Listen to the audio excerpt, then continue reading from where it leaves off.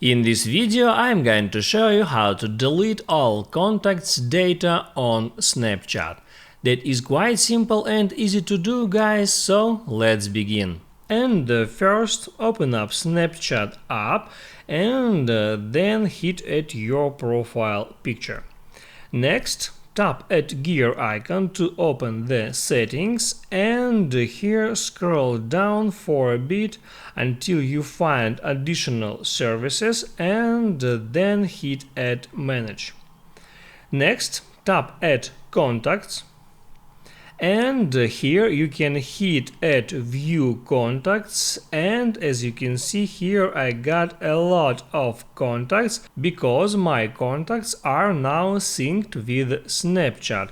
And to delete all that contacts from here, all I have to do is go back for a step and here I have to tap at delete all contacts data.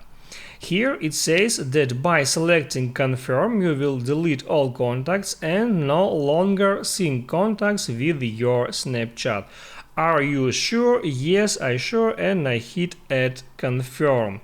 So now sync contacts feature has been disabled, and if I hit at view contacts, there I wouldn't get any contacts here because they has been deleted.